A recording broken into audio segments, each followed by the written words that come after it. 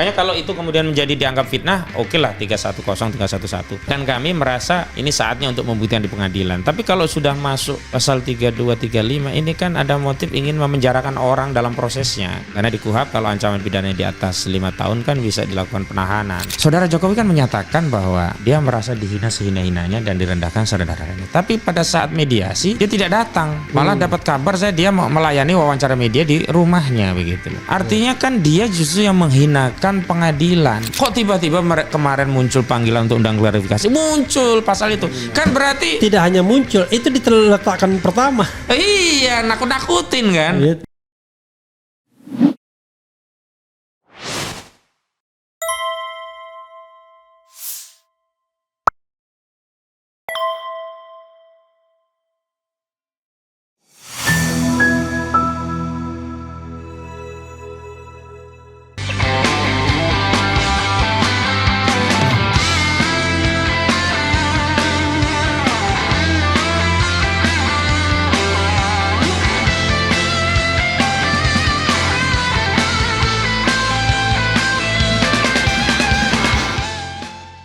Assalamualaikum warahmatullahi wabarakatuh.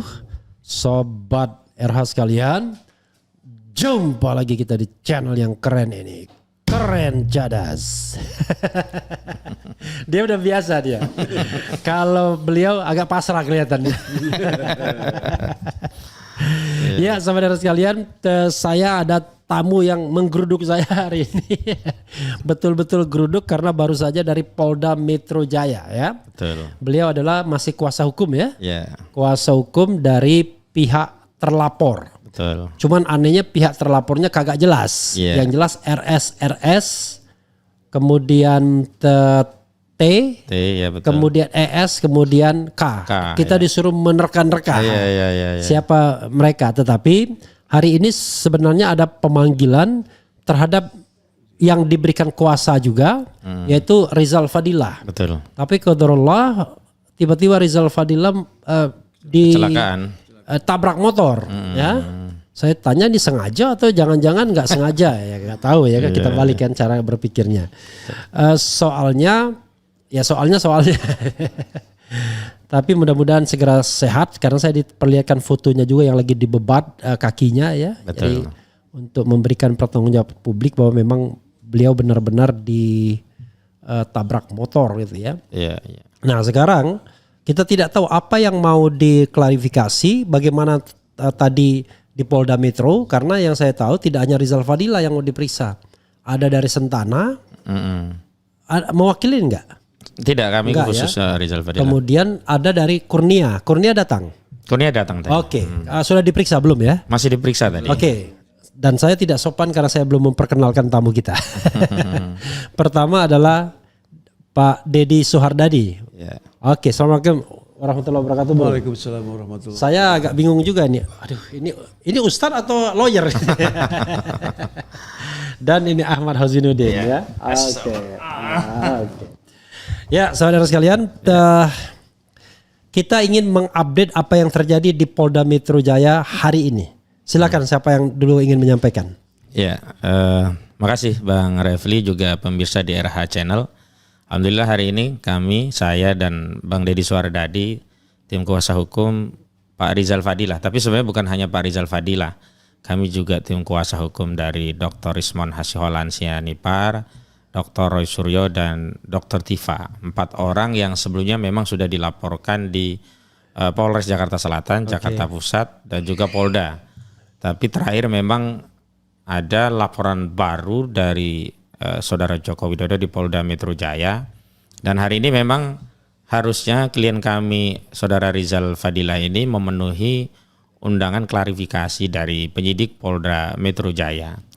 Jadi saya dan Bang Deddy Suhardadi ini tadi dengan yang lainnya juga banyak sekali, Bang Medi, ada juga Bang Petrus Celestinus, ada Bang Jimmy, juga ada siapa tadi, Khairul Anwar Silalahi, ada juga banyak tadilah ya, lupa saya. Itu tim lawyer semua ya? Iya, advokat semua. Dan memang didampingi oleh kawan-kawan dari Aliansi Rakyat Menggugat untuk mendampingi begitu. Oke. Ini Ini lawyer bang, Lawyer ya? karena dulu kami advokasi kasus Ustadz Farid Ogbah dulu yang awal-awal gitu.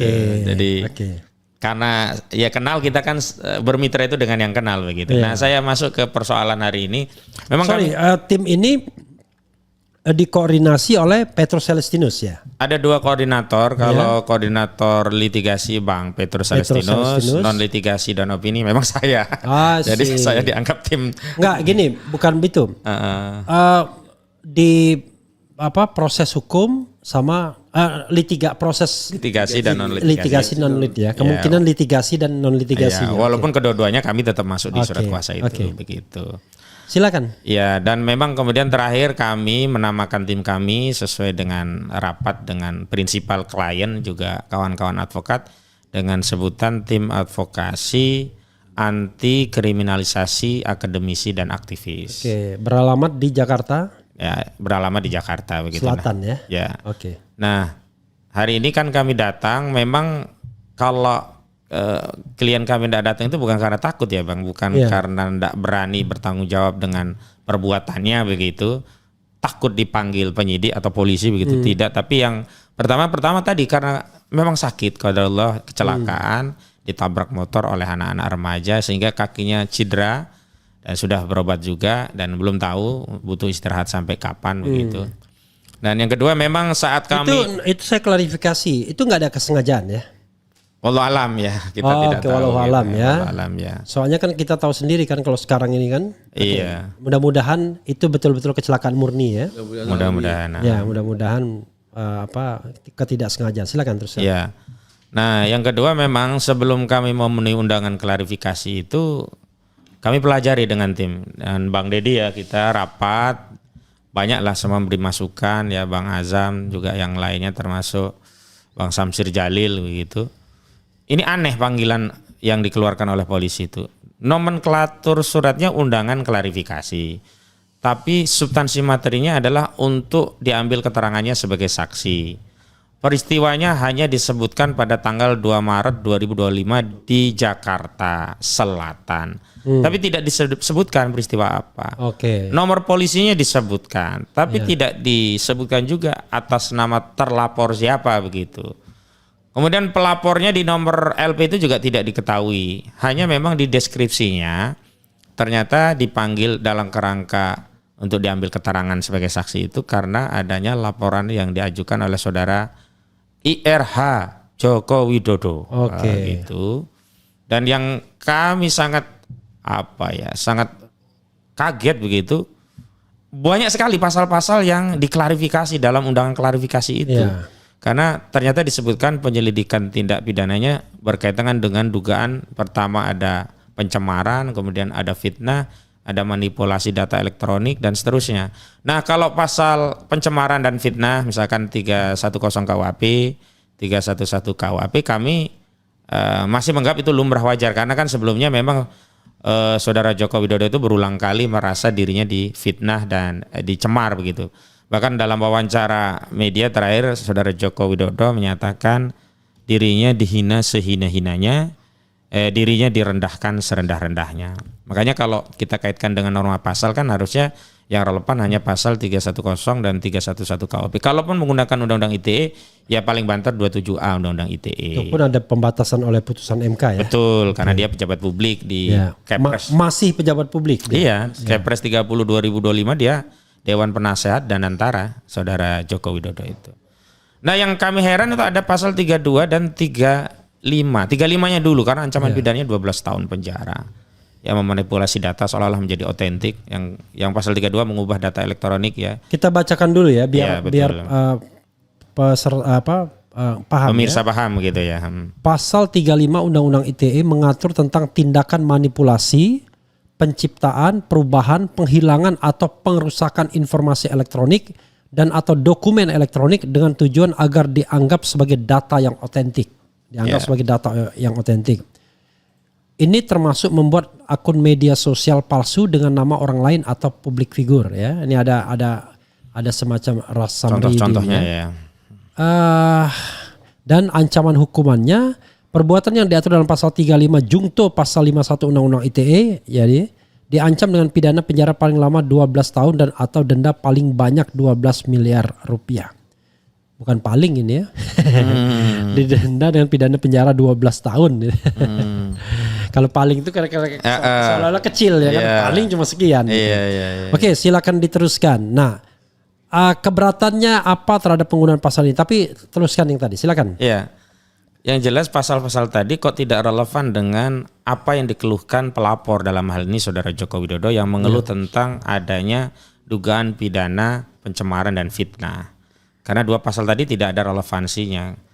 Misalnya kalau kita mau mengambil contoh ya, karena kebetulan klien kami yang lain, Roy Suryo itu Dr. Roy Suryo termasuk tim ahli yang diminta untuk hearing ya, dengar pendapat untuk perumusan Undang-Undang ITE, khususnya di pasal 35 dan 32. 35 itu manipulasi data elektronik itu contohnya harusnya begini, misalkan ada screenshot pengiriman dana lewat transfer, kemudian diutak-atik seolah-olah nilainya berbeda dengan yang asli, kemudian dijadikan bukti. Transfer cuma 10 juta, diubah menjadi 100 juta seolah-olah menjadi pelunasan. Nah itu yang kena dengan delik ini. Sementara klien kami itu ya semuanya lah, termasuk Roy Suryo, Dr. Tifa dan lain, itu tidak pernah mengutak-atik dokumen ijazah yang beredar. Hanya dokumen yang beredar, juga dokumen skripsi yang diambil langsung dari sumber primer dari UGM itu dianalisa. Baik terkait pejabatnya, fontnya, kemudian relevan enggak lah antara pejabat satu dengan yang lainnya, kok enggak ada tanda tangannya, itu saja begitu. Makanya kalau itu kemudian menjadi dianggap fitnah, oke lah 310, 311. Dan kami merasa ini saatnya untuk membuktikan di pengadilan. Tapi kalau sudah masuk pasal 32, 35 ini kan ada motif ingin memenjarakan orang dalam prosesnya. Karena di KUHP kalau ancaman pidananya di atas 5 tahun kan bisa dilakukan penahanan. Nah itu juga tadi yang kami persoalkan, kenapa muncul pasal-pasal itu padahal peristiwanya tidak dimunculkan deskripsinya dalam proses klarifikasi. Sorry, itu terhadap siapa? Terhadap penyidik Polda Metro Jaya. Enggak, maksudnya waktu klarifikasi terhadap Kurnia atau gimana? Terhadap Rizal Fadilah gitu. Oh, jadi di suratnya tadi muncul itu, maka kita komplain pertama. Komplainnya langsung ke penyidik? Ya, ke penyidik melalui surat resmi. Jadi ketika kita tidak bisa datang, kita kasih surat resmi alasannya karena sakit, sekaligus kita komplain terhadap sejumlah norma pasal yang dipakai. Berarti Kurnia nggak jalan juga? Kurnia tetap jalan. Karena dia panggilan terpisah. Oh, tapi bukan klien Anda? Bukan. Jadi kalau Kurnia mendatangi, jadi yang ngasih klien ke kami itu termasuk Bu Kurnia menjadi kuasa hukumnya saat itu ya. Itu adalah Rizal Fadilah, Dr. Tifa, Dr. Risma Nasiolan dan Dr. Roy Suryo. Nah, hari ini yang dipanggil oleh Polda Metro Jaya, hari ini ya ada Kurnia, ada Damai Hari Lubis, ada Rustan Effendi, ada Kurnia. Kalau yang besok itu ada Sentana itu hari Jumat. Nah hari ini saya membatasi ke klien kami karena yang itu Rizal Fadilah. Rizal Fadilah yang tidak datang tadi. Selain karena sakit tadi, kami juga klarifikasi masalah-masalah di dalam pemanggilan tadi. Termasuk kami juga persoalkan karena klien kami Rizal Fadilah ini Bang, kan di Barreskrim Mabes Polri juga mengajukan pelaporan terhadap dugaan pidana pemalsuan dokumen ijazah Saudara Jokowi ini 263 KUHP. Anehnya kami persoalkan juga, kenapa Saudara Jokowi 30 April 2025 bikin laporan, tanggal 5 langsung keluar surat undangan klarifikasi untuk tanggal 8 ini. Langsung terbit LP, laporan polisi. Artinya pro justisia. Tapi terhadap laporan klien kami yang udah lama berbulan-bulan begitu, baru ditindaklanjuti dengan apa yang disebut laporan informasi, statusnya hanya Dumas. Artinya bukan tindakan pro justisia. Bukannya sudah masuk penyelidikan? Tidak, itu laporan informasi di Barreskrim itu. Oh, bukan penyelidikan? Bukan, laporan informasi itu. Karena di undangan ke Rizal Fadilah kayaknya ada kata penyelidikan, bukan? Tidak, laporan informasi, memang penyelidikan, tapi laporan informasi itu ujungnya rekomendasinya agar kepada penyidik diterbitkan LP. Karena dasar penyelidikan dan penyidikan itu adanya LP. Kan dulu laporan penyelidikan. Bukan laporan polisi. Laporan polisi. Jadi Rizal Fadilah dan kawan-kawan ini ketika membuat laporan di Barreskrim tidak pernah diterbitkan laporan polisi. Hanya dianggap Dumas. Nah, karena masyarakat ramai, lalu ditindaklanjuti dengan panggilan untuk melakukan klarifikasi terkait laporan informasi Dumas tadi. Nah, makanya tidak seimbangnya satu sisi laporan terhadap Saudara Jokowi hanya di levelnya kan ditaruh sebagai Dumas pengaduan masyarakat. Iya. Dan paling ujung nanti jadi LP. Sementara Jokowi langsung menjadi LP, kok nggak adil. Oke. Dan kami juga tadi komplain dalam surat yang kami kirim ke penyidik Polda Metro Jaya. Ini kan Nanti dimensi polisi bilang, siapa lu mau minta adil?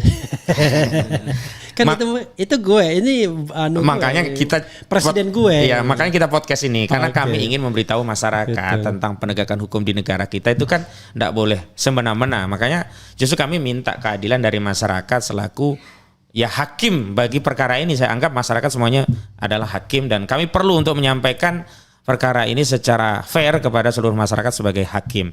Nah, kami juga persoalkan dari sisi ijazah palsu isu ini kan ada dimensi perdata dan pidana, Bang. Ya. Perdatanya sedang digugat di Pengadilan Negeri Surakarta oleh Pak Taufik dan kawan-kawan. Pidananya ini sebenarnya kalau mau taat azas, taat hukum, ada Perma nomor 1 tahun 1956 yang memberikan amanah kalau ada dua peristiwa beririsan antara pidana dan perdata, maka harus dibuktikan dulu apakah ada hak keperdataan yang dilanggar, baru nanti naik ke pidana. Makanya kami juga sampai ke penyidik, kami tidak menolak, tapi ayo kita tunggu dulu, hormati proses yang ada di Pengadilan Negeri Surakarta. Hasilnya apa? Kalau di Surakarta ternyata hasil putusannya ijazah saudara Jokowi adalah palsu, kan nggak ada delik fitnah, mau memang palsu gitu loh. Jadi begitu. Mungkin bisa ditambahkan, Bang Deddy ya. Agak dekat. Memang kami lebih dekat lebih tadi salah satu yang menjadi kita dalam masalah tadi, Bang. Ya. Bahwasanya ada gugatan perdata di Solo itu yang sampai sekarang masih berjalan, masih dalam tahap mediasi kalau tidak salah ya. Itu. Jadi kenapa sih polisi itu sabar dulu agar dia menunggu putusan dari kasus di Solo. Kalau memang sudah jelas baru gitu. Kalau memang ternyata di situ dinyatakan ijazah Jokowi itu asli, ya berarti jalan. Tapi kalau misalnya dinyatakan ijazah Jokowi itu ternyata palsu, ya mau gimana lagi? Itu kan menurut Perma tadi tidak bisa dijalanin, tidak bisa dilanjutkan gitu loh, Bang. Oke. Gitu. Saya terpaksa berspekulasi. Ada nggak informasi tambahan lain sebelum saya mau bertanya ini soal grand skenario? Sementara itu dulu, Bang. Oke. Saya berspekulasi tentang sebuah grand skenario ini ya, yang harus dianalisis. Jadi saya lontarkan pertanyaan. Grand skenario-nya adalah bahwa yang namanya gugatan PMH di Solo, Surakarta akan mengarah kepada dinyatakan tidak dapat diterima, yang dipermasalahkan legal standingnya, atau yang dipermasalahkan kompetensinya, pengadilan. Kemudian yang di Jakarta, laporan TPU dan teman-teman tidak akan ditindaklanjuti atau ditindaklanjuti dengan pelan sekali, ya. Sekedar manggil-manggil, periksa-periksa, gitu. Periksa-periksa, ya masih dalam proses penyelidikan dan lain sebagainya. Sementara yang akan didahulukan adalah laporan Jokowi dengan menyatakan mereka ini sebagai tersangka dan ada skenario agar mereka ini ditangkap dan ditahan. Itu yang beredar, ya kan.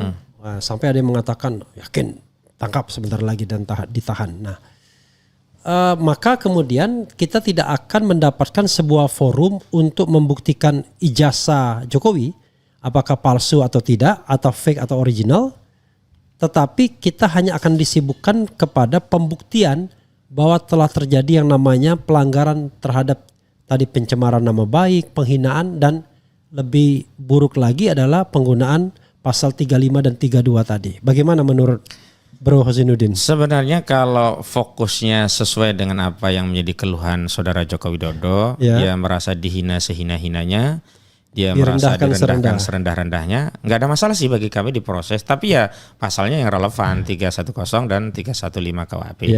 310 kan cuma 9 bulan, 315 cuma 4 tahun. Artinya bagi kami nggak ada kekhawatiran karena proses hukum di pengadilan itu juga kami tunggu-tunggu untuk membuktikan kebenaran ijazah saudara Joko Widodo. Tapi yang nggak fair itu kalau diselundupkan pasal kemudian ditahan. Itu yang kemudian klien kami tidak punya kesempatan untuk membuktikan analisa data yang mereka miliki sesuai dengan kapasitas keilmuan mereka yang selama ini sudah disampaikan kepada publik, karena dibungkam dengan penjara begitu. Dan saya juga ingatkan kepada kita semua, rakyat bangsa kita ini, kalau tujuannya pembungkaman, kita harusnya belajar dari persediaan kasus Bambang Tri. Ya. Ketika Bambang Tri divonis 6 tahun oleh PN Surakarta, walaupun dikurangi di tingkat pengadilan tinggi jadi 4 tahun. Bukan hanya dikurangi tapi diganti pasalnya. Diganti pasalnya juga jadi 28 Undang-Undang ITE yang sebelumnya pasal 14 ayat 1 Undang-Undang 1 tahun 46 begitu. Kan kritik ijazah palsu ini tidak kemudian diam berhenti, justru muncul orang yang mengkritik yang kualitasnya doktor, bahkan doktor-doktor dari UGM gitu loh. Kan ini nggak menyelesaikan kalau hanya membungkam gitu loh. Nah, kembali kepada soalan yang dilaporkan Pak Jokowi misalnya dalam konteks pencemaran dan fitnah, kan itu menjadi pintu juga sebenarnya untuk membuktikan apakah ijazah itu asli atau tidak. Makanya tadi Bang Peter Salestinus dalam Kompes menyatakan ya harusnya ijazah Joko Widodo dalam laporan itu tidak sekedar diperlihatkan, harus disita. Karena kan kalau dia menganggap orang yang menyatakan ijazah palsu itu sebagai fitnah, dia harus buktikan ijazah itu asli. Ya, dia sebagai pelapor harus menyerahkan ijazahnya untuk disita dan kemudian dibuktikan oleh penyidik bahwa legal standingnya ada dan ijazah itu memang asli, sehingga orang yang menyatakan ijazah itu palsu ada sebuah fitnah atau pencemaran. Nah, hari ini kan enggak, yang ada kan cuma ditunjukkan, kita juga tidak tahu proses seperti apa. Nah, kalau soalnya mungkin kemudian akan diproses gitu, sebenarnya kita juga udah siap Bang, karena banyak komponen civil society itu mendukung. Baik dari kalangan purnawirawan, aktivis, akademisi, dan kemarin juga sudah beredar banyak video dukungan untuk Dr. Rismond dan kawan-kawan ini. Karena kenapa? Karena kami merasakan betul bahwa perkara ijazah palsu itu bukan perkaranya Rizal Fadilah, bukan perkaranya Rismond Hasiholan, bukan perkaranya Roy Suryo, juga bukan perkaranya Dr. Tifa. Ini lucu ini saya. Walaupun saya saya interrupt. Boleh nggak ganti tempat duduk? Oh ya boleh. Karena ternyata beliau ini pakai baju putih dan backgroundnya putih. Jadi boleh. Ya. Ini mohon maaf. Ya saya. Tim saya harusnya ngasih tahu itu. Oke, lanjut aja nggak apa-apa. Sorry ya, nggak apa-apa ya. Dan juga pemirsa RH Channel nggak apa-apa ya. Yang penting gambarnya tidak tidak mati. Tidak mati. Betul. Oke, silakan. Ya, saya lanjutkan. Jadi saya mau tegaskan perkara ini bukan perkara Roy Suryo dan kawan-kawan. Ini perkara milik publik, milik seluruh rakyat yang ingin kepastian jawaban ijazah itu apakah asli atau palsu. Itu seluruh rakyat. Karena itu kalau nanti mekanisme proses pidana itu hanya untuk membuktikan ada pencemaran, ada fitnah untuk menghukum orang, tapi tanpa ada kepastian tentang ijazahnya. Mohon maaf, ini Pak Polisi ya hanya menghabiskan energi, bukan sedang menegakkan hukum, tapi hanya sedang melindungi wibawa Saudara Joko Widodo, tapi pada saat yang sama merendahkan marwah dan wibawa seluruh bangsa Indonesia, seluruh rakyat yang sampai hari ini ingin kepastian tentang ijazah Saudara Joko Widodo. Ada satu tambahan yang menarik menurut saya, ini perlu diketahui rakyat. Saudara Jokowi kan menyatakan bahwa dia merasa dihina sehina-hinanya dan direndahkan saudaranya. Tapi pada saat mediasi dia tidak datang. Malah dapat kabar dia mau melayani wawancara media di rumahnya begitu loh. Malah bertemu dengan seseorang. Dengan seseorang. Artinya kan dia justru yang menghinakan pengadilan. Menghinakan pengadilan sehina-hinanya. Kenapa? Harusnya kalaupun dia tidak hadir, dia tidak menunjukkan tidak ada aktivitas yang penting. Apakah dia sedang ada di luar negeri sehingga itu menjadi excuse dia tidak bisa datang ke pengadilan. Ini kan sama aja ngencingi lembaga peradilan itu. Itu menghina sehinanya pengadilan. Memang benar menunjukkan ijazah itu adalah permintaan penggugat ya ini Pak Taufik dan kawan-kawan ya. Tapi itu kan atas perintah pengadilan karena forumnya adalah forum pengadilan dan sebenarnya kalau dalam mediasi itu ijazah asli itu ditunjukkan, Pak Taufik juga mau berhenti gitu loh, nggak sampai ke pokok perkara. Ini yang menjadi aneh buat kita gitu loh. Ditunjukkan dan itu memang original. Lah iya gitu loh, aneh. Nah sekarang belum sampai lah kepada pembuktian apa itu original atau tidak. Ditunjukkan saja enggak. Ke penyidik juga hanya narasi, kita tidak tahu apakah benar atau tidak. Ke kuasa hukum juga hanya narasi, kita juga tidak tahu. Ke media juga hanya media, tidak boleh difoto gitu loh. Padahal kalau boleh didokumentasikan kan bisa kita kaitkan dengan apa yang hari ini beredar. Kalau ternyata berbeda, oh ya sudah, berarti Roy Suryo salah, berarti Rismond salah, ya sudah. Klien kami itu juga mau seleh loh, kalau orang Jawa itu kalau salah seleh. Mau mengatakan salah ya sudah akhiri. Begitu. Kan kenapa sampai hari ini masih rame? Karena nggak ada bantahan terhadap analisa yang disampaikan oleh klien-klien kami. Bantahannya ada, tapi bukti tandingannya nggak ada. Enggak, kalau menurut saya bantahannya narasi, Bang. Misalnya. Oh iya, bukan maksudnya bantahan yang seimbang ya. Yang nggak ada. Misalnya. Yang equal. Nggak equal. Misalnya begini bantahannya, loh. Anda sudah melihat ijazah aslinya nggak berani mengatakan itu palsu? Itu kan bukan bantahan. Iya. Sementara yang menyatakan asli pun belum pernah atau tidak pernah melihat ijazah aslinya. Bagaimana Anda menyatakan ijazah itu asli? Anda pun belum pernah melihat ijazah itu gitu loh. Jadi nggak equal gitu loh. Nah, sementara yang paling penting adalah soal foto, soal wajahnya kok nggak mirip, soal spesimen tanda tangan, soal nama, soal skripsi ya yang lembar pengesahannya kosong, itu sampai hari ini nggak pernah bisa dijawab. Gitu. Malah dijawabnya adalah itu salinan yang aslinya ada di tempat di ada coret-coret begitu ya, yang kemudian betul. Netizen rame mengolah itu. Ya, tapi begini, kita jadi akhirnya mungkin ditambahkan Pak Dedi ya, kita akhirnya berspekulasi ini begini, ada dua arus utama. Arus utama yang mengatakan bahwa Pak Jokowi itu ada aslinya semua, cuma dia manfaatkan ini untuk panggung sebagai orang yang barangkali sudah menepi dari kekuasaan, dia pengen tetap on top pemberitaan tentang dirinya. Ada yang mengatakan begitu. Tapi ada juga spekulasi yang mengatakan bahwa ini nggak ada yang ijazahnya atau skripsinya itu, karena itu dia muter-muter. Karena kalau kita bicara mengenai yang namanya goodwill, niat baik itu kan hanya bisa dilakukan oleh orang yang nggak bermasalah. Kalau orangnya bermasalah, ijazahnya nggak ada, ya, atau misalnya ijazahnya palsu, ya yang Anda harapkan dengan lurus itu yang nggak akan pernah terjadi. Mau nunjukkan ijazah silakan di forensik, it is easy, mudah sekali. Nah, silakan Pak Dedi, dari dua arus utama itu apa yang Anda pikirkan? Saya pikir begini, ini masalah ijazah ini simpel. Kalau itu bisa Anda beginiin, kalau nggak nyaman. Nggak, maksudnya bisa Anda digeser ke belakang. Nah, itu. Itu simpel aja sebenarnya, Bang. Bagi saya, kalau saya nih, ada orang mengatakan, lu ijazah lu palsu. Ya tinggal saya bawa nih ijazah gua, lu tinggal lu cek, nanti lu bawa kalau perlu lu bawa ke universitas gua, selesai. Iya kan? Gak perlu panggil pengacara yang lain untuk menyampaikan bahasa ini. Sudahlah, kita kembali aja logika aja lah, Bang. Kalau kita punya sesuatu yang benar, itu kita nggak akan ragu untuk menunjukkan. Itu aja. Prinsipnya simpel aja sebenarnya. Oke, berarti kan Pak Dedi, Bro Dedi meng-highlight kemungkinan yang kedua tadi yang saya katakan. Barangnya tidak ada, maka yang dilakukan oleh Jokowi adalah ya delaying time, ya kan? Delay terus dia. Atau dia muter-muter dan lain sebagainya. Kalau Bro Hozinudin gimana? Kan begini, Bang. Saya juga mau mengklarifikasi. Common sense ya. Saya mengklarifikasi common sense ya. Kita yang punya narak, apa ada sih di antara kita ingin dikenal, bahkan terkenal, tapi terkenal jelek? Ya. Artinya naif juga kalau orang ingin eksis di ruang publik tapi dengan legacy sebagai orang yang berijazah palsu gitu. Artinya kalau ada orang mengatakan, yang kedua ini mengatakan ada ijazah aslinya tapi sengaja dia simpan biar pembicaraannya terus menerus. Iya, ini artinya kan harus yang pertama tadi saya katakan. Artinya kan dia dinarasikan kan berarti berijazah palsu gitu loh. Kalau orang tadi sekedar ingin terkenal, ya bisa kalau tujuan itu. Tapi kan tidak ada satupun tokoh dikenal dengan legacy yang buruk. Nah, menurut saya saudara Jokowi sampai buat laporan polisi itu kan karena tidak ingin ini terus bergulir dan menjadi legacy buruk. Tapi dia tidak membendung dengan cara yang tepat.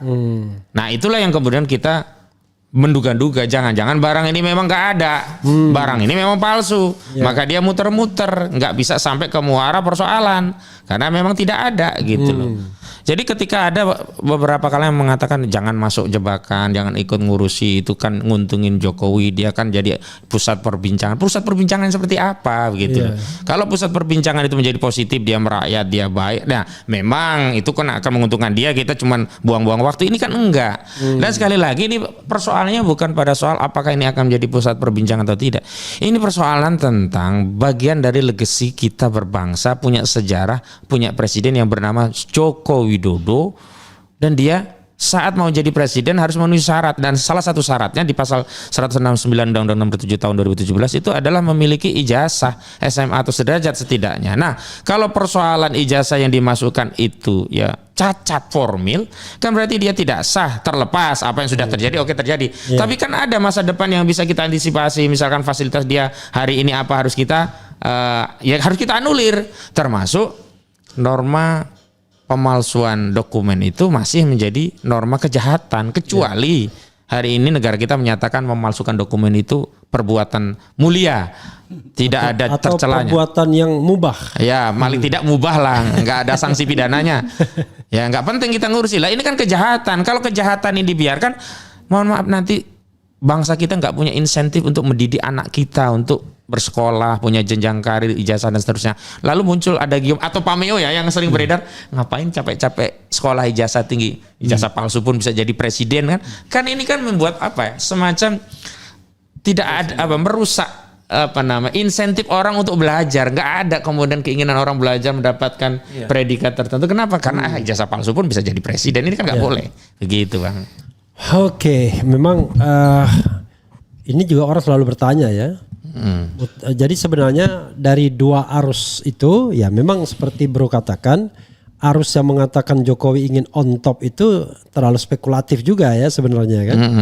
Karena dengan spekulasi bahwa masa sih orang pengen terkenal tetapi dalam arus kontroversi yang negatif. Ya, gitu betul. Oke, jadi kesimpulannya apa? Anda yakin? Kalau saya tidak bicara keyakinan kan, kalau hukum itu bicara pembuktian dan bukti-bukti dan analisa yang sampai kepada kami dari klien kami itu menurut kami ya sampai pada kesimpulan yang bisa dikatakan ijazah itu palsu. Nah, memang kalau kita bicara tentang kesimpulan yang punya nilai hukum tentu putusan pengadilan, maka inilah yang sebenarnya harus diuji di pengadilan. Nah, hanya memang kalau ingin membuktikan memang ada forum yang sifatnya pengadilan, ada juga forum non peradilan. Kalau tadi ada ijazahnya dengan memberikan ya kepada masyarakat kan selesai, gak perlu capek-capek gitu loh. Yang tapi sampai tadi hari yang Anda katakan tuh subjek to bahwa yang dianggap palsu itu adalah yang diedarkan oleh kader PSI. Ya betul, dengan batasan itu gitu. Tapi begini sederhana saja Bang, kalau bukan itu kan orang langsung akan berpikir ya kalau bukan langsung itu pasti bantah. langsung bantah, langsung kasih tahu ini loh punyaku gitu loh. Itu makanya klien kami itu justru malah memastikan ijazah itu memang bukan milik Jokowi, memang nggak ada yang atas nama Joko Widodo yang hari ini menjadi presiden. Itu yang membuat dia tetap kekeh gitu loh. Dan ini nanti akan dibuktikan di pengadilan gitu loh. Makanya sebenarnya kita menunggu kapan sih itu barang dikeluarin gitu loh. Ada logika yang menurut saya juga perlu dikritisi ya, logika dari orang-orang yang merasa satu angkatan dengan Jokowi, yang mengatakan ini jasa kami sama kan. Kalau misalnya ijazah ini kan nggak sama persis, tapi kalau ijazah ini dinyatakan palsu, berarti semua ijazah kami palsu. Saya ada jawabannya, tapi saya tidak ingin mendikte Anda. Pendapat Anda gimana? Kalau saya sederhana Bang. Nah itu yang kemudian kemarin kami tekankan dalam proses pembuktian perkara ini. Kita bicara tentang pemalsuan, ijazah palsu. Berarti kan kita bicara tentang ilmu pengetahuan sains. Makanya kami tuntut pembuktian dalam perkara ini adalah pembuktian yang basisnya teknologi keilmuan, bukan testimoni. Mohon maaf kalau testimoni ya bisa kita 100 orang lu ngaku sini ya, kamu gini ya. Selesai. Kan persoalannya kan bukan bagaimana pada ijazah yang mereka bawa yang katanya sama. Kan ijazah mereka itu tidak membuktikan ijazah orang lain asli atau palsu, kecuali yang dipersoalkan ijazah yang mereka pegang gitu loh. Boleh begitu. Jadi nggak bisa teman saya punya ijazah asli, saya asli, punya teman saya juga saya jamin asli, nggak bisa. Karena punya temannya bisa saja udah hilang terus diganti yang lain, kan nggak tahu riwayat tentang ijazah yang dipunyai temannya itu. Yang paling penting, yang paling sahih dan paling fair ya pembuktian secara teknologi, dites. Makanya kita sebut dengan audit forensik terhadap ijazah itu, selesai. Pak Dedi bisa ditambahkan soal yang logika yang saya katakan tadi, yang ini nih sama persis. Kalau kami dianggap palsu Pak Jokowi, ya kami juga dianggap palsu dong puluhan orang itu. Gimana? Kita kembali lagi seperti yang tadi disampaikan oleh Bang Hosin. Kita lebih baik ke dalam yuk sekarang buktikan sajalah lewat audit forensik itu. Cuma itu aja. Oke. Selesai. Kayaknya Jadi Pak Dedi ini masih takut-takut nih sama Husnuddin. Nggak takut kan? Nah, secara terus terang Bang, aku 2 tahun Pernah lalu kena ini, Bang. stroke 3 Stroke kali. ini Jadi agak. mohon maaf tadi Iya, ya. iya, iya. Sorry mohon maaf ya, mohon maaf ya. Ya alhamdulillah masih bisa berjuang Bang. Oke, Jadi kita mohon maaf. Saya nggak ngerti ya. Iya betul. Nah, tapi kalau saya lucu, kalau saya pakai logikanya kita diskusi ya, ini pakai diskusi. Gimana logikanya? Ya logikanya sederhana. Memang orang yang ini kalau mau memalsukan, memang orang mau memalsukan itu memang sedapat mungkin mirip. Oh iya betul. Kan logikanya sederhana. Sebenarnya ada logika sederhana. Lalu misalnya lalu yang kita ganti cuma fotonya doang. Iya betul. Kan memang mirip semua. Mirip yang lain. semua, betul. Itu untuk jawab yang sederhana memang begitu, cocok. Iya. Maka tinggal dikatakan ada nggak yang namanya Joko Widodo? Iya. Apakah fotonya tempelan atau enggak? Iya betul. Tapi kalau fisiknya ijazah ya pasti mirip. Mirip iya betul. Lucu juga kalau dia Kalau nggak berbeda mirip. ya Aneh. bukan pemalsu dia, jadi pencetak barang lain. Makanya kan tinggal informasi-informasi yang tertera Iya, yang betul. diselidiki kan informasi. Iya betul. Oke, ada tambahan? Tambahan saya begini Bang, saya sih tidak melihat kasus ini besar ya, sederhana seperti yang disampaikan Saudara Jokowi sebagai pelapor kan katanya juga sederhana. Tapi kok saya membaca tindakan yang diambil oleh penyidik ini nggak sesederhana gitu loh. Nggak sesederhana seperti yang kita pahami bahwa ini proses penyidikan. Kalau kita basicnya proses penyelidikan dan penyidikan kan ya harusnya Bang yang diawali dipanggil itu bukan pihak kita. Pihak pelapor dan informasi berkaitan dengan kebenaran legal standing pelapor baik terkait pribadinya atau ijazah yang dimiliki oleh pelapor karena pelapor mendalilkan orang-orang yang menuduh ijazah palsu itu sebagai sebuah fitnah. Makanya harus diperiksa dulu, diklarifikasi kan UGM yang apa benar. Lah ini belum, ini kok ngeloncat ke kami. Jadi kami punya target, jangan-jangan cuma nekan ini minta negosiasi biar damai terus kemudian dia demi bangsa dan negara saya cabut, demi persatuan ini kita Ya menghadapi sudah, masalah kita global. case Ya sudah, case close. Enggak mau. Kita bicara mengenai Persatuan dan seterusnya. Maksud saya kalau mau cabut aja, tapi jangan kemudian mendalilkan dicabutnya itu karena nekan kita dulu gitu. Jadi loh. menurut Anda juga ditambahkan Pak Dedi bahwa kasus ini akan selesai kalau terkonfirmasi apakah ijazahnya itu asli atau palsu. Itu aja. Tepat. Oke. Oke. Saya ingin bergerak ke skripsi ya. Karena skripsi juga menentukan. Betul. Ya kan kalau kemarin pembuktian itu cuma satu aja. Tapi sekarang sudah ranahnya sudah dua fora. Iya betul.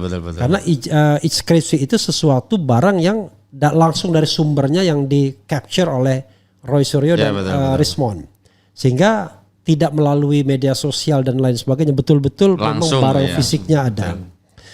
Nah, sejauh mana Anda melihat klaim klien Anda ya bahwa satu lembar pengesahannya tidak tanda tangan, tidak lengkap tanda tangannya. Saya bawa ijazah skripsi saya ada sih lembar pengesahannya tanda tangan semua. Tapi begitu S2 saya lihat nggak ada di lembar pengesahan S2 cuman stempel aja. Nah itu satu. Tetapi klien Anda juga mengatakan bahwa ada persoalan dengan Times New Roman yang nggak ada. Ada persoalan juga kalau tidak salah dengan tanda tangan yang beda. Ahmad Sumitro itu. Ada juga di lembar pertama dan kedua satu profesor, satu doktor. Ada juga begitu ya? Nah lalu ada juga yang terkait dengan nama yang diakui sebagai dosen pembimbing tapi malah nggak ada namanya. Kasmujo. Oke, tapi kita nggak bisa ngomong deskripsi. Iya ini Enggak, karena itu kan sesuatu di luar bisa aja dia lupa. Oh ya betul. Tapi maksudnya deskripsi yang respon sama Roy Suryo ini. Yang analisa itulah ya. Iya, yang analisa itu. Nah, sejauh mana Anda merasa firm dengan apa yang klien Anda temukan, lalu dengan bantahan, loh itu kan salinannya doang gitu. Aku sederhana logikanya ya, analoginya. Ayam itu berasal dari telur. Ya. Telur yang busuk nggak mungkin menetaskan ayam. Nah skripsi saya anggap ini telur ya, karena dari skripsi itulah kemudian yudisium dan kemudian mendapatkan gelar sarjana dan ijazah gitu. Dan kampus apalagi sekelas UGM tentu akan sangat teliti untuk melakukan verifikasi terhadap produk skripsi apalagi S1 di zaman itu ya. Zaman itu justru lebih ketat, mahasiswa juga nggak terlalu banyak seperti sekarang juga. Dosen-dosen kan juga lebih killer dalam tanda petik ya. Ya dengan sekarang gitu. Makanya ketika terlihat catat yang seperti itu begitu rupa begitu, ya kita bisa analogikan kalau telur itu sudahlah busuk, retak di mana-mana, kok kita percaya ayam ini berasal dari telur itu, dari induknya itu gitu loh. Nah mohon maaf, akhirnya kan yang dipersoalkan kan akhirnya UGM-nya kalau sekarang begini. Karena apa, seolah-olah kok kualitas satu kampus kok seperti itu begitu. Tapi kami tetap mengembalikan kepada soalan yang ditemukan. Pertama, sumber itu legal formal dikasih langsung oleh otoritas UGM dalam forum publik juga. Tidak kemudian karena mencuri dan seterusnya atau ngendap-ngendap. Walaupun respon yang pertama ke perpustakaan itu sendiri juga atas izin karena petugasnya ngasih skripsinya dan diminta foto, dibolehkan untuk difoto. Skripsi itu juga bukan barang bukan barang private, memang bukan rahasia. Iya, boleh dibaca siapapun, bahkan agar dibaca, agar diketahui ilmunya begitu. Nah, sekarang persoalannya adalah apakah skripsi ini bisa dikesampingkan gitu karena persoalannya ini hanya ijazah. Oh tidak, ini satu paket, satu kesatuan. Nggak bisa kita nganggap nanti sepele. Nah ini pula yang kemudian membuat orang nanti juga nggak usah skripsi benar-benar deh. Yang penting dapat ijazah gitu kan, nggak bisa begitu juga. Justru orang harus benar-benar skripsinya juga akan dapat produk keluaran berupa ijazah karena skripsinya juga dilakukan dengan benar. Ya sebenarnya kan sederhana saja, kalau benar itu skripsi yang satu simultan, kok ada perbedaan lembar pengesahan dengan kertas yang dibuat di lembar yang lain, itu yang kemudian dicurigai, oh ini tempelan dan seterusnya begitu.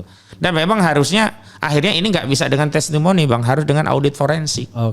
Itu ilmu akhirnya yang menjawab, karena ilmu itu mungkin saja bisa salah, tapi nggak mungkin bohong. Tapi kalau testimoni terlalu banyak, apalagi kalau testimoni ini berasal dari saudara Jokowi, sudah nggak kehitung bohongnya Jokowi, entah mobil SMK 11 triliun dan seterusnya.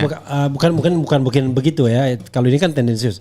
Tapi barangkali kalau disampaikan oleh oleh Jokowi kan, ya tidak bisa karena dia ada konflik of interest kan. Iya, karena pemiliknya. Karena ada kasus dia itu kan. Iya. Tapi kan kita punya analogi ya biasanya orang itu ya berteman dengan yang nggak jauh-jauh gitu loh. Ada pepatah barat mengatakan burung itu akan terbang dengan yang sama bulunya begitu. Makanya kalau itu testimoni masih lingkaran itu, ya siapa yang mau percaya Bang? Untuk hal yang lain saja mereka biasa berbohong, apalagi untuk hal yang kayak begini begitu loh. Makanya udahlah, jangan testimoni, basisnya teknologi, ada ilmu gitu. Tapi kemudian ya Pak Dedi dulu mungkin jawab. Anda kan minta dengan teknologi. Dan ini lembaga yang punya otoritas untuk membuktikan itu adalah Puslapfor Mabes Polri. Ya kan? Pertanyaannya, sejauh mana Anda yakin bahwa mereka bisa bertindak netral? Bukan independen ya, netral kalau itu. Netral tuh gigi itu 0. Kalau independen itu kemampuan untuk menyatakan sesuatu yang tidak 0. Silakan.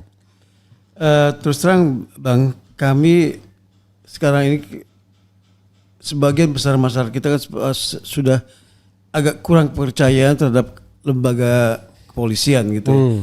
Jadi kami juga meminta kalau bisa untuk hal seperti ini gunakan lembaga forensik dari asing.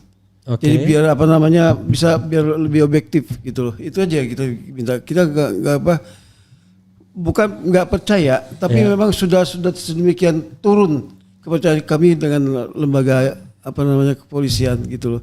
Jadi untuk mengembalikan itu semua sebaiknya jadi setelah Barreskrim ada pembanding dari lembaga forensik asing. Saya kira itu. Saya tajamkan lagi pertanyaannya Bro Husainuddin. Anda minta agar kasus TPUA laporan itu diperiksa. Maka mereka melakukan pemeriksaan kan? Walaupun belum proses penyelidikan. Lalu ijazahnya diambil dong. Mereka ambil ijazahnya. Lalu dipuslaporkan, ya kan? Lalu kesimpulannya, ini kita baru berandai-andai ya. Tidak ditemukan bukti yang cukup. Kasus tidak ditindaklanjuti. Maka yang ditindaklanjuti adalah pencemaran nama baik. Gimana kalau terjadi begitu? Makanya tadi memang benar dalam proses penyidikan lembaga yang punya otoritas untuk melakukan laboratorium forensik itu kan nanti Mabes Polri sebagai penyidik. Tapi kita tahu ini ada irisan antara perkara hukum dan politik sekaligus. Sehingga kita juga harus mengantisipasi agar deskripsi dari hasil lab 4 itu benar-benar deskripsi hukum, bukan ada bias politik. Karena ya jangankan untuk lembar-lembar yang sangat penting bagi seorang yang pernah menjabat presiden, yang lain-lain pun kan kita temukan banyak kasus. KM 50 seperti apa? Kasus Joshua Huta Barat seperti apa? Itu yang membuat kita tetap mengajukan bahwa itu kewenangan mereka melakukan itu, ya silahkan.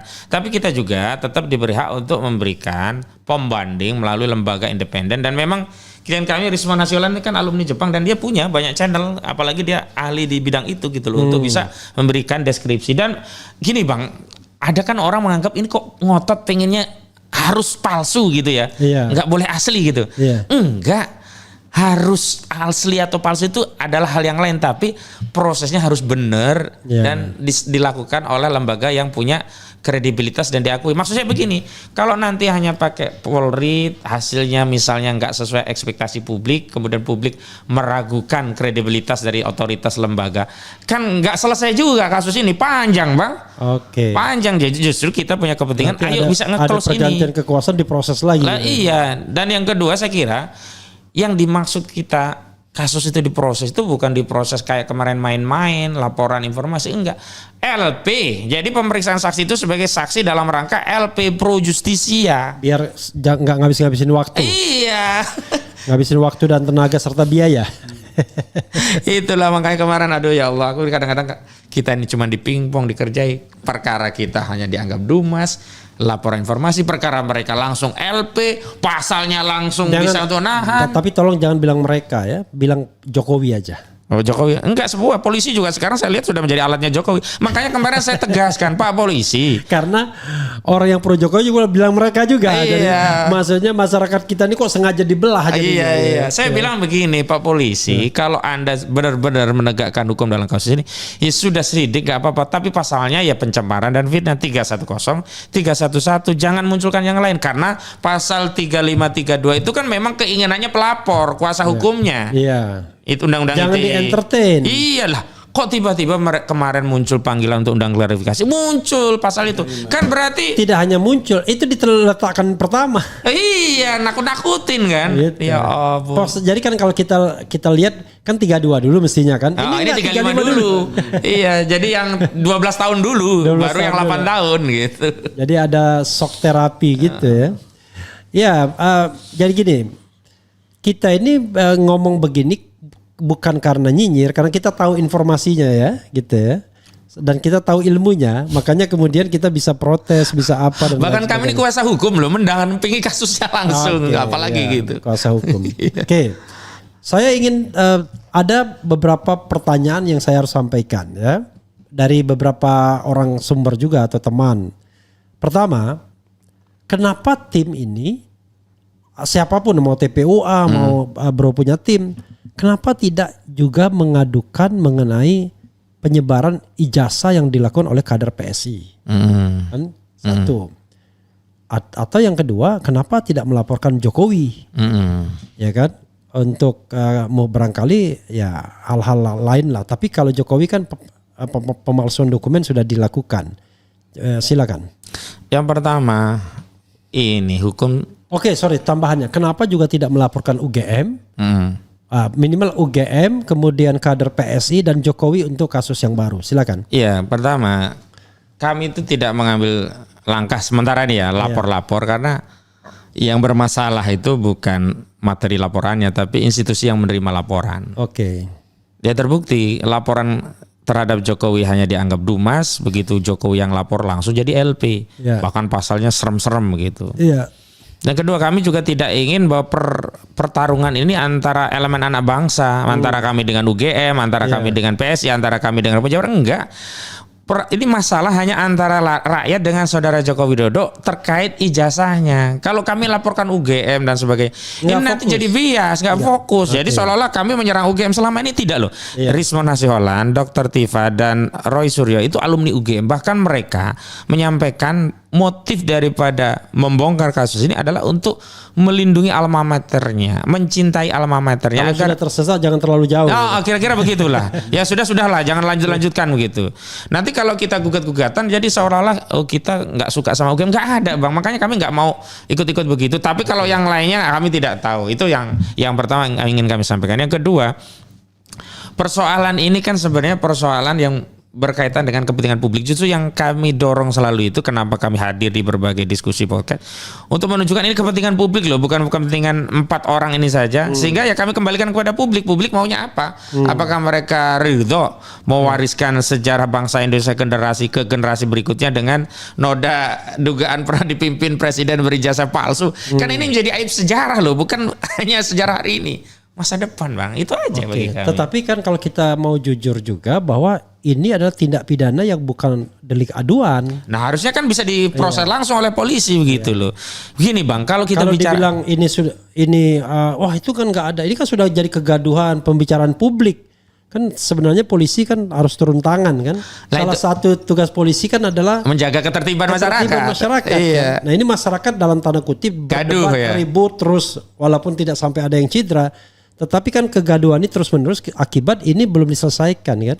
Gitu. Iya makanya kan saya juga berulang kali sampaikan kalau pemalsuan dokumen itu delik umum 263. Polisi harus bertindak tanpa harus ada laporan masyarakat. Apalagi ini sudah viral luar biasa. Kalau delik aduan memang harus Jokowi. Kemarin kan sempat Bang kalau nggak kita protes di mana-mana, yang mau jalankan kasus yang dilaporkan 160 KUHP. Begitu kita protes gak ada kaitannya dengan 160 KUHP kan itu terdelegitimasi di publik. Akhirnya Jokowi terpaksa bikin lapor sendiri. Tapi masih saja ini lapor ini gak fair. Kenapa? Dia nyelundupin pasal 35 dan 32. Harusnya kan 310 saja. 311 saja gitu loh. Oke, ada tambahan Pak Dedi?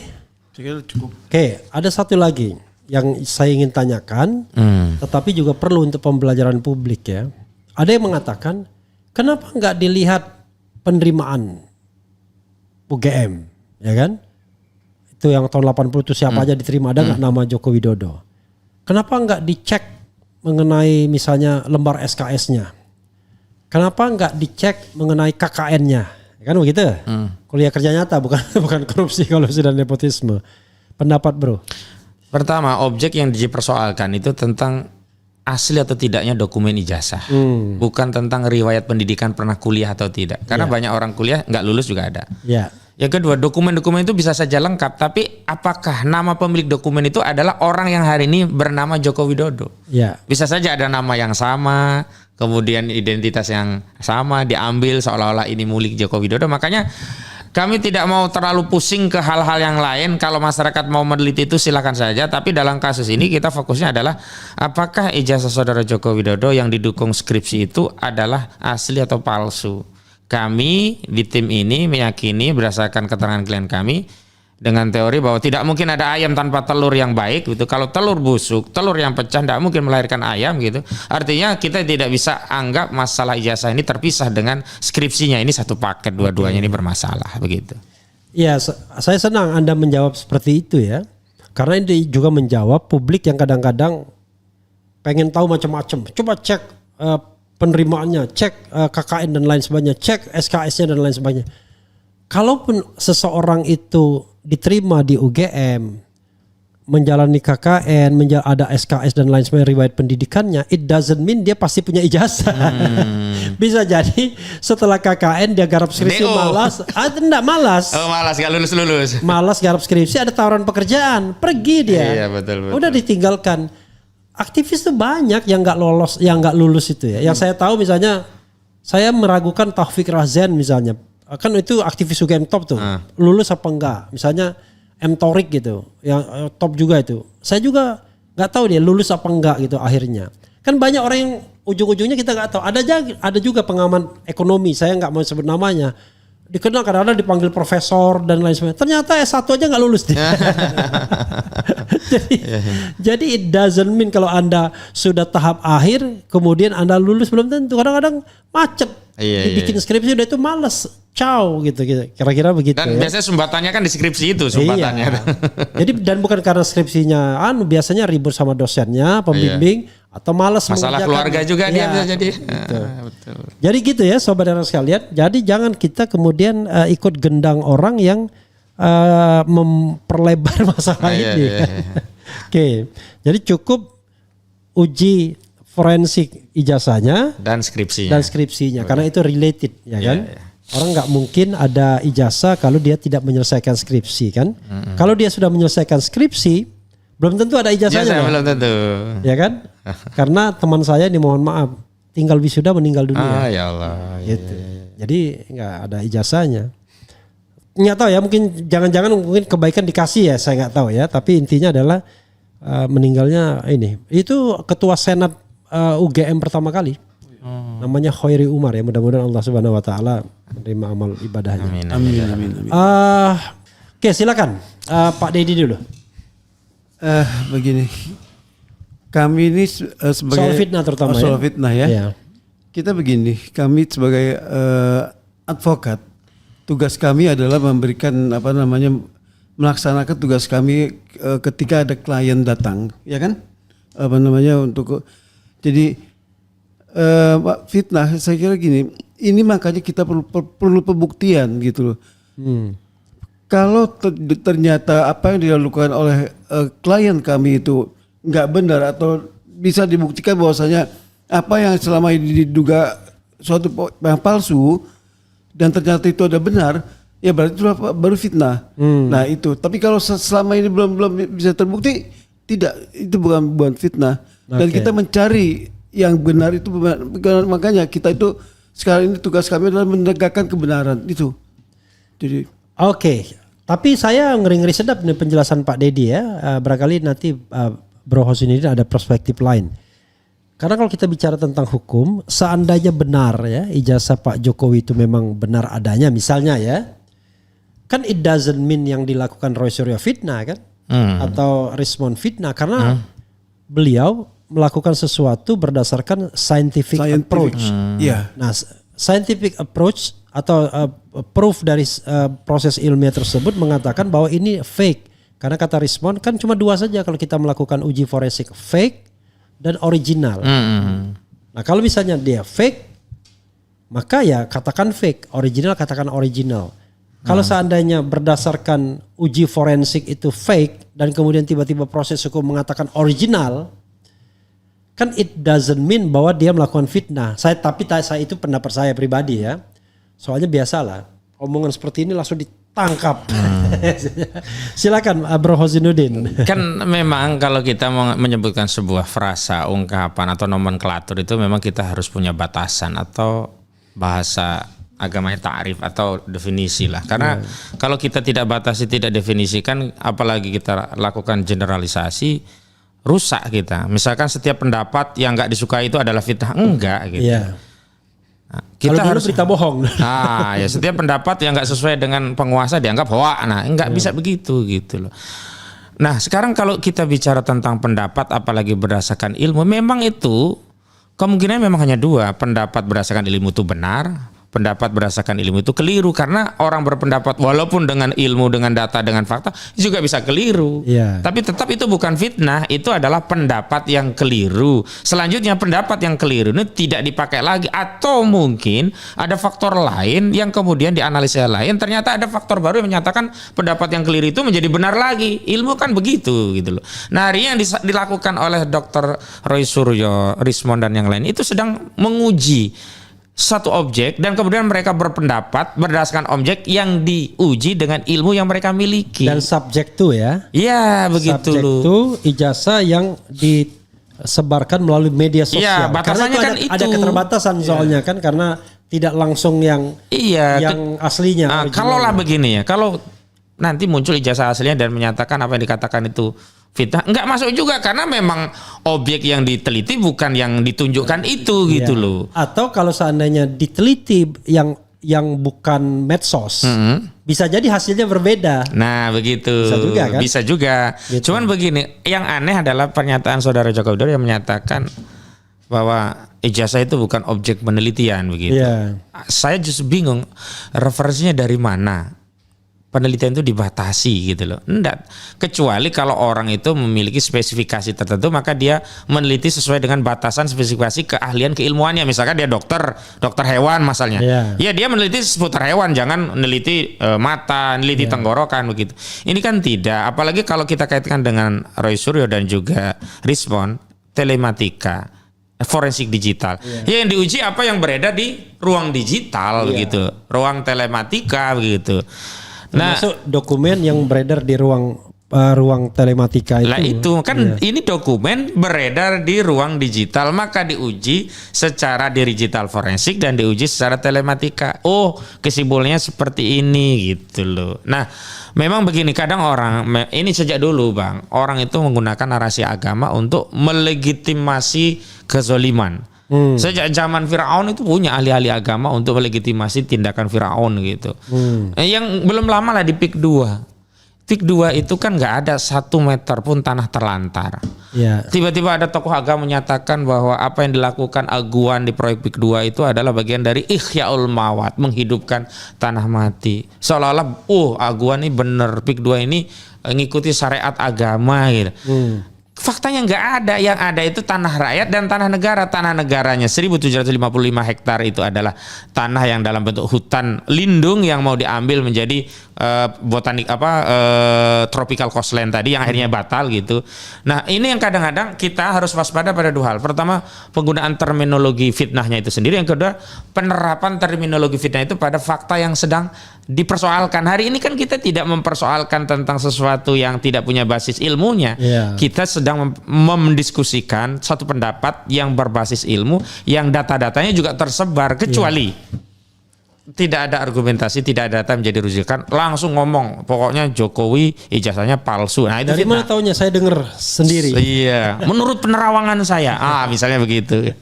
Oke, ya ini yang ingin dikatakan Bro Zudin, bahwa fitnah itu kalau ngomongnya tidak ada dasar. Ini ngomongnya berdasarkan uji seorang ahli forensik minimal bernama Rizwan Sianipar, seorang ahli telematika yang bernama Roy Suryo, seorang ahli biologi anatomi yang bernama Dr. Tifa, kan, sehingga kalau mau digugurkan argumentasi itu ya gugurkan yang sekelas. Iya begitu. Jadi biar berhadapan apple to apple. Oke, closing statement Pak Dedi dulu silakan.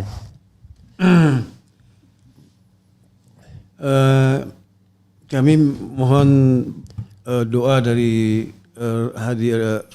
pemirsa semua agar Allah benar-benar tunjukkan kebenaran itu benar-benar benar, dan kami minta sekali lagi kepada kepolisian agar benar-benar bisa bertindak netral dalam kaitan ini. Jadi tegakkan tugas Anda secara profesional gitu. Jadi jangan berpihak dengan karena dia seorang bekas presiden lalu harus tidak. Kita sekarang berada dalam kesadaran equality before the law. Jadi semuanya seperti itu. Itu Bang. Oke, ya sekali lagi kita harus membedakan antara netral dan independen. Untuk polisi kita minta netral, bukan independen ya. Kalau independen berarti tetap punya visi. Punya visi. Dia bisa kemana-mana kan. Ini kami independen, nggak ada pengaruh, tapi kami kesini. Tapi netral ya. Netral itu adalah equality before the law, memperlakukan warga negara setara sama di depan hukumnya. Silakan Bro. Iya, saya minta polisi jangan nyuri-nyuri pasal lah, jangan mau ngikuti kemauan kuasa hukumnya Jokowi atau Jokowi yang menyelundupkan pasal 32 dan 35, karena itu pasal nggak ada relevansinya dengan dugaan fitnah dan pencemaran yang selama ini dikeluhkan oleh saudara Joko Widodo, yang dia menyatakan dirinya direndahkan serendah-rendahnya dan dihinakan sehina-hinanya. Dan saya terakhir minta dukungan kepada seluruh pemirsa Era Channel, juga seluruh rakyat di tanah air ya, karena persoalan yang dihadapi klien kami ya, Dr. Tifa, Dr. Rizwan, Dr. Roy Suryo, juga Bang Bang Rizal Fadila ini bukan persoalan mereka saja tapi persoalan kita semua. Karena itu yang ujian yang hari ini dialami mereka, fitnah terhadap mereka yang dikriminalisasi ini, ya mohon untuk didukung oleh seluruh Indonesia untuk membersamai mereka. Makanya kami sudah mengimbau Bang bikin video dukungan 1 menit untuk Bang Roy Suryo dan kawan-kawan ini, Bung Roy Suryo, Bung Dikirimkan Tifa. kemana?